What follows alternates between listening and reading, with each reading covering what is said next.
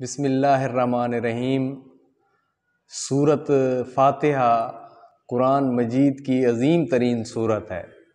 یہودیوں نے سورت فاتحہ کے بارے میں کہا تھا کہ اگر یہ سورت ہمارے اوپر اترتی تو ہمارے لیے وہ دن عید کا دن ہوتا، خوشیوں کا دن ہوتا۔ یہ اتنی بڑی سورت ہے۔ تو آج اس کے ترجمے اور تفسیر کے حوالے سے ہم دیکھتے ہیں۔ بسم اللہ الرحمن الرحیم، شروع کرتا ہوں اللہ تعالیٰ کے نام سے جو بڑا مہربان اور نہایت رحم والا ہے۔ سورت فاتحہ قرآن مجید کی سب سے پہلی سورت ہے، سب سے پہلی، جس کی احادیث میں بڑی فضیلت آئی ہے۔ فاتحہ کے معنی ہوتے ہیں آغاز کرنا، ابتدا کرنا۔ قرآن کا آغاز ہے یہ، اس کی ابتدا ہے یہ، اس لیے اسے الفاتحہ یعنی فاتحہ الکتاب بھی کہا جاتا ہے۔ اور اس کے اور بھی نام جو ہے نا، متعدد نام، کافی نام احادیث میں ثابت ہیں۔ مثلا ام القرآن اس کو کہا جاتا ہے، ام القرآن، اور السبع المثانی، القرآن العظیم، الشفاء، الرقیہ۔ اس کا ایک نام جو ہے نا الصلاۃ بھی ہے، جیسا کہ حدیث قدسی میں ہے، اللہ تعالیٰ نے فرمایا قسمت الصلاۃ بینی و بین عبدی۔ صحیح مسلم کی یہ حدیث ہے، میں نے صلاۃ یعنی نماز کو اپنے اور اپنے بندے کے درمیان تقسیم کر دیا۔ مراد سورت فاتحہ ہے جس کا نصف حصہ اللہ تعالیٰ کی حمد و ثنا۔ اب سورت فاتحہ کا نصف حصہ اللہ تعالیٰ کی حمد و ثنا، اس کی رحمت، اس کی ربوبیت کے اوپر ہے اور عدل و بادشاہت کے بیان میں ہے، اور نصف حصے میں دعا و مناجات ہیں جو بندہ اللہ کی بارگاہ میں کرتا ہے۔ یہ ایک سورت جو ہے نا زندگی بدل دینے والی سورت ہے، زندگی تبدیل کرنے والی ہے۔ اب اس میں جو ہے نا، اس حدیث میں سورت فاتحہ کو نماز سے تعبیر کیا گیا ہے۔ اب بسم اللہ الرحمن الرحیم سے اس کا آغاز ہوا۔ ہر کام کا آغاز جو ہے نا وہ بسم اللہ الرحمن الرحیم، اللہ کے نام سے شروع، جو نہایت ہی رحم کرنے والا اور مہربان ہے۔ ہر کام شروع کرنے کی تاکید کی گئی ہے، حکم دیا گیا ہے کہ کھانے، ذبح، وضو اور جماعت سے پہلے جو ہے نا بسم اللہ الرحمن الرحیم پڑھا کریں۔ تاہم قرآن کریم کی تلاوت کرتے وقت بسم اللہ الرحمن الرحیم سے پہلے اعوذ باللہ من الشیطان الرجیم پڑھنا ضروری ہے۔ جب تم قرآن پڑھنے لگو تو اللہ کی جناب میں شیطان رجیم سے پناہ مانگا کرو۔ تو اب ہم آتے ہیں اس سورت کی طرف۔ الحمدللہ رب العالمین، سب تعریفیں جو ہیں وہ اللہ کے لیے ہیں۔ الحمدللہ رب العالمین، سب تعریفیں اللہ کے لیے ہیں، ٹھیک ہے، تمام تعریفیں اللہ کے لیے ہیں، یا اس کے لیے خاص ہیں، کیونکہ تعریف کا اصل مستحق اور سزاوار صرف اللہ ہے۔ کسی کے اندر کوئی اگر خوبی ہے، حسن ہے یا کمال ہے تو وہ بھی اللہ کا پیدا کردہ ہے، اس لیے اللہ ہی ہر تعریف کا مستحق ہے۔ کسی انسان کے اندر خوبیاں، جو بھی چیزیں آئی ہیں وہ اللہ تعالیٰ نے پیدا کی ہیں، وہ صاف، ٹھیک ہے۔ اور اللہ، یہ اللہ کا ذاتی نام ہے، اس کا استعمال کسی اور کے لیے جائز نہیں۔ تو الحمدللہ یہ کلمہ شکر ہے جس کی بڑی فضیلت احادیث میں آئی ہے۔ ایک حدیث میں ہے کہ لا الہ الا اللہ کو افضل الذکر اور الحمدللہ کو افضل الدعا کہا گیا ہے۔ صحیح مسلم اور نسائی کی روایت میں ہے کہ الحمدللہ ہے تملا المیزان، الحمدللہ میزان کو بھر دیتا ہے۔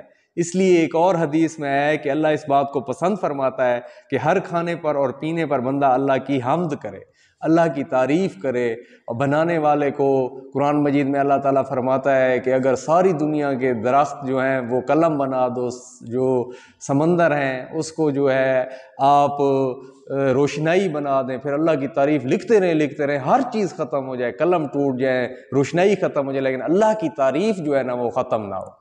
اسی بنیاد کے اوپر تو مسجود ملائک ہے انسان۔ اللہ نے کون سے اسماء سکھائے تھے، اس انداز میں اللہ کی تعریف کرتا ہے انسان، ٹھیک ہے۔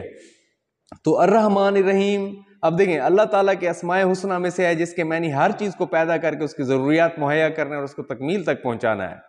تو اب اس میں جو ہے نا ذکر کیا گیا رب العالمین، تمام عالم کا جو ہے نا رب ہے اللہ تعالیٰ، جس سے مراد مخلوقات کی الگ الگ جنسیں ہیں، مثلا عالم جن، عالم انس، عالم ملائکہ اور عالم وحوش و طیور وغیرہ۔ تمام مخلوقات کی ضرورتیں ایک دوسرے سے قطعاً مختلف ہیں، لیکن رب العالمین سب کی ضروریات ان کے احوال و ظروف اور طباع و اجسام کے مطابق مہیا فرماتا ہے۔ اب رحمان جو ہے، رحمان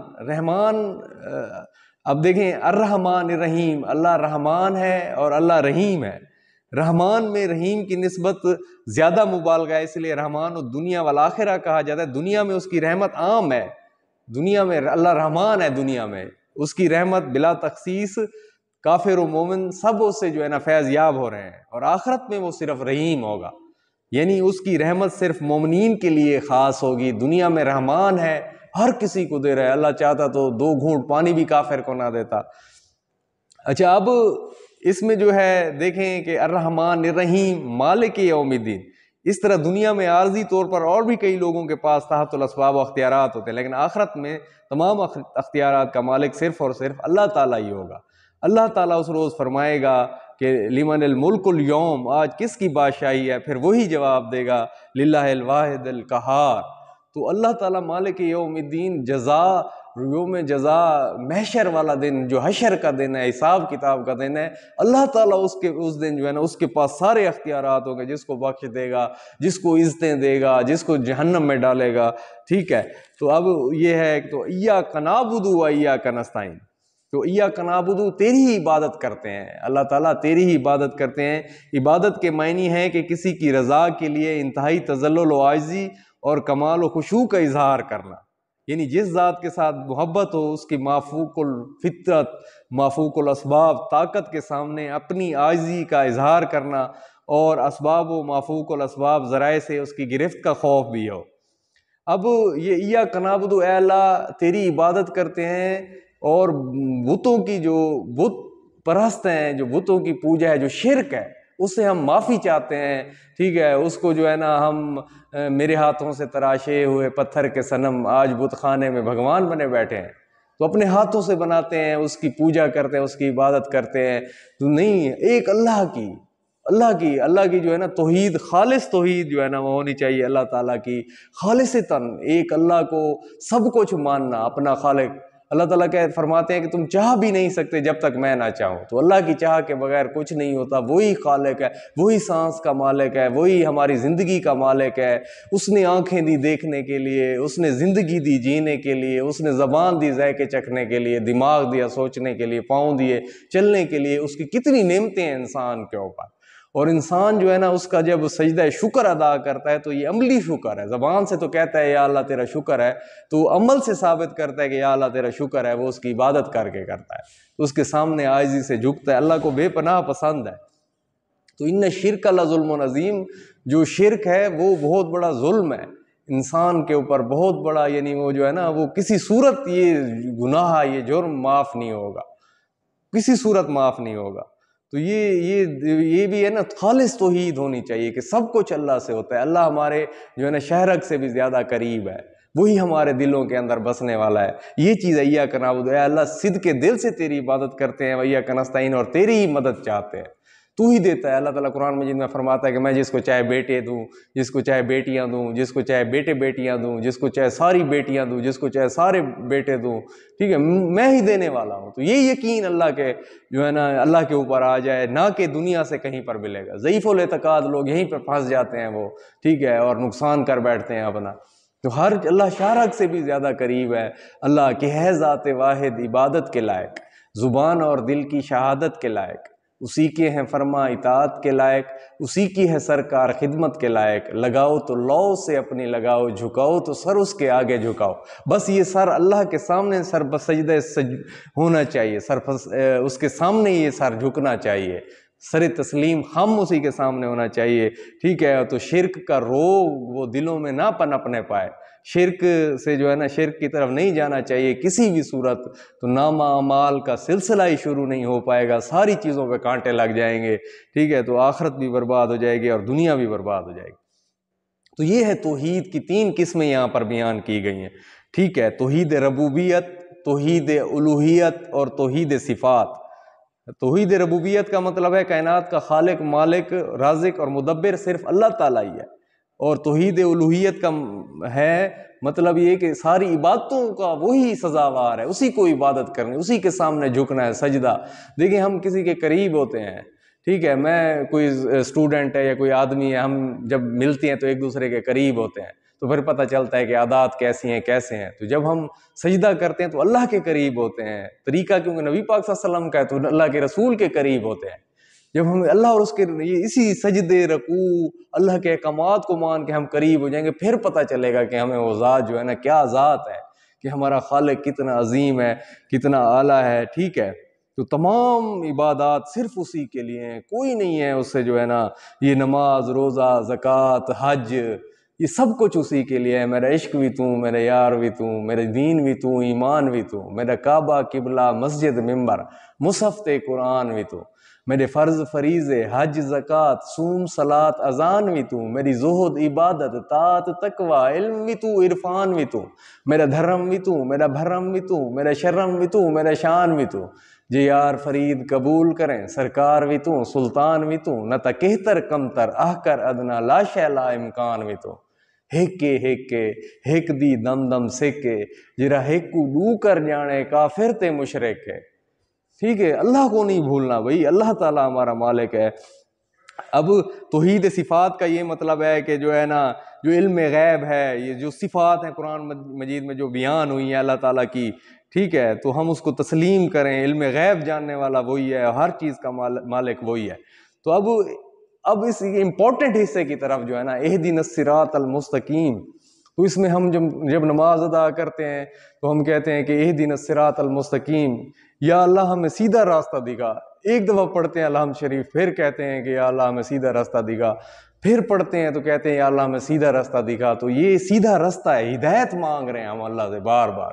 ہدایت جو ہے یہ کائنات کی قیمتی ترین چیز ہے، دنیا کی سب سے قیمتی ترین چیز جو ہے وہ انسان کو ہدایت اللہ دے دے. اللہ پاک جب ہدایت دیتا ہے تو اپنے رستے پہ چلا لیتا ہے.